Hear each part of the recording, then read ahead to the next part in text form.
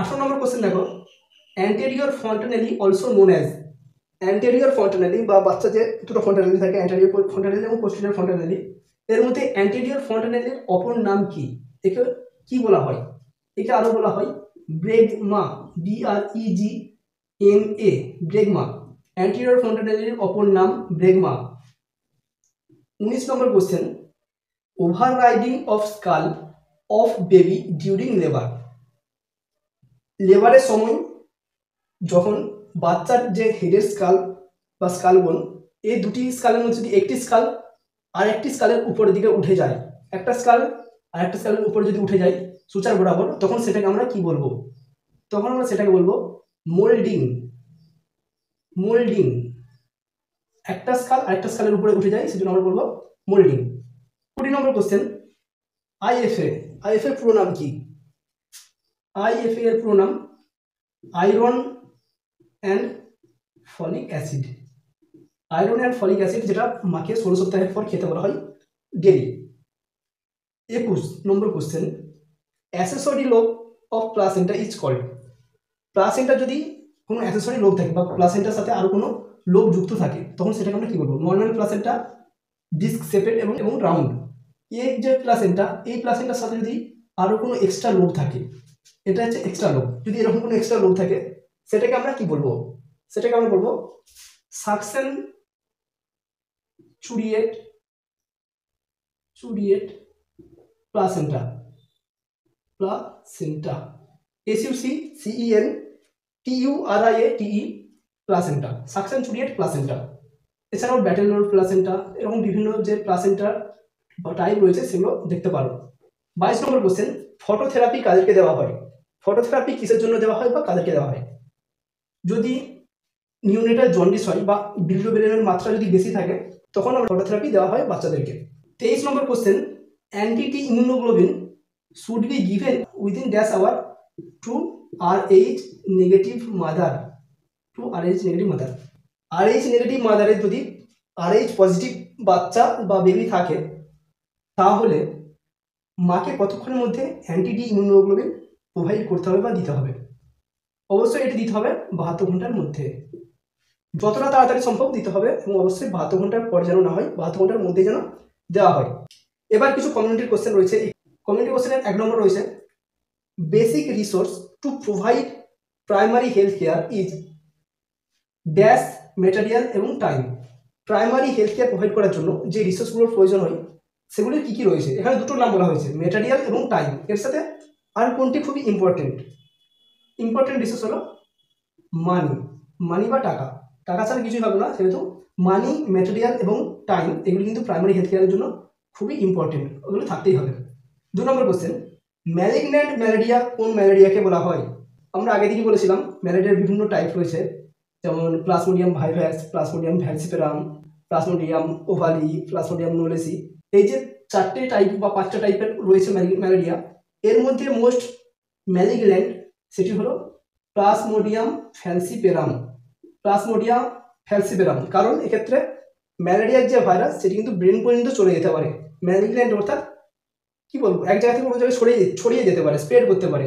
এটা ব্রেন পর্যন্ত চলে যেতে পারে এবং ব্রেনে গিয়েও অ্যাটাক করতে পারে, সেই জন্য এই ম্যালেরিয়াকে বলা হয় malignant malaria. 3 number question, gonorrhoea is a dash disease. Gonorrhoea is a dash disease, STI, sexual transmitted disease. Sexual অ্যাক্টিভিটির মাধ্যমে গনোরিয়া ছড়িয়ে যায়, সেজন্য গনোরিয়াকে বলা হয় STI ডিজিজ।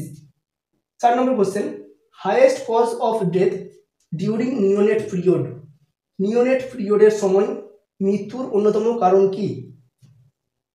প্রিম্যাচুরিটি। বাচ্চার ম্যাচুরিটি যদি ঠিকঠাক না হয়, বাচ্চা যদি টার্মে জন্মগ্রহণ না করে, তার যদি ওয়েট ঠিকঠাক না থাকে, সেটা কিন্তু নিওনেটাল ডেথের অন্যতম প্রধান কারণ, prematurity. 5 number question, disease occurs irregularly and haphazardly. কোনো ডিজিজ বা কোনো রোগ যদি ইরেগুলারলি হয়, অর্থাৎ 1 বছর আগে হয়েছে, আবার 2 বছর আগে পরে হলো, সেটা হয়তো আবার 5 বছর পরে হলো, বা আবার 3 মাস পরে হলো, এই যে ইরেগুলারলি হয়ে যাচ্ছে, কন্টিনিউয়াস নেই, বা হ্যাপাজার্ডলি যখন হয়, সেটা কিন্তু খুবই অস্বাভাবিক এবং অনেক ক্ষয়ক্ষতি করতে পারে। সেই ডিজিজকে আমরা কি বলবো?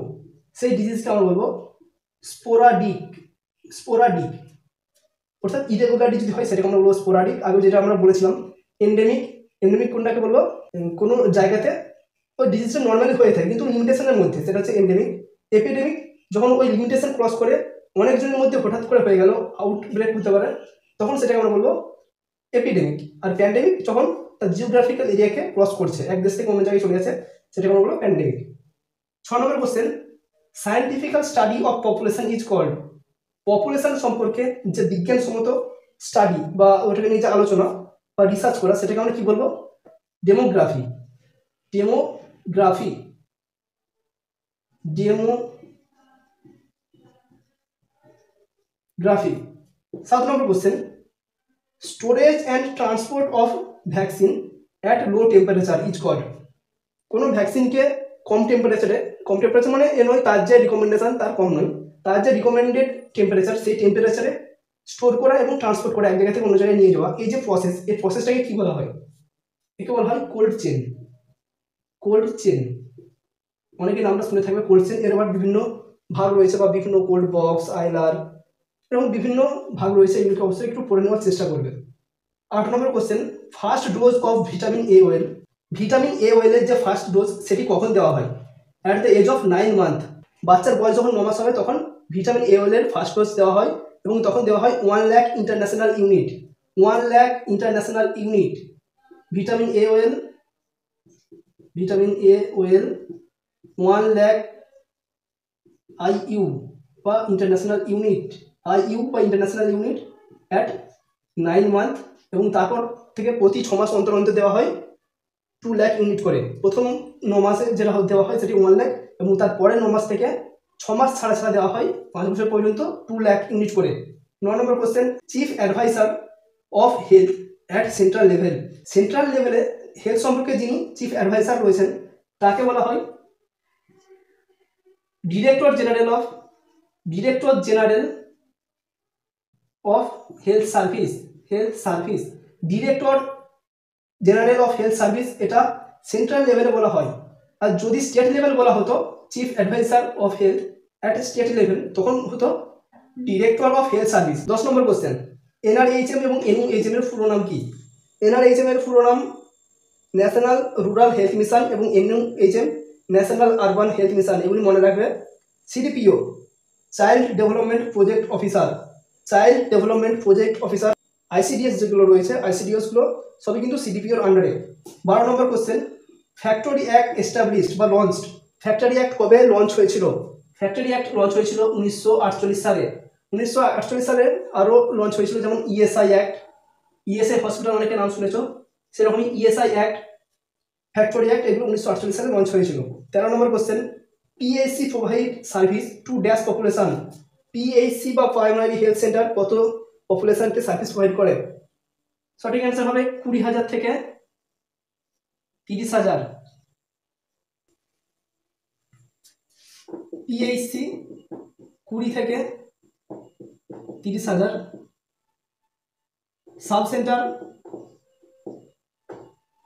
3,000 থেকে 5,000, এবং সিএইচসি বা কমিউনিটি হেলথ সেন্টার 80,000 থেকে 1,20,000।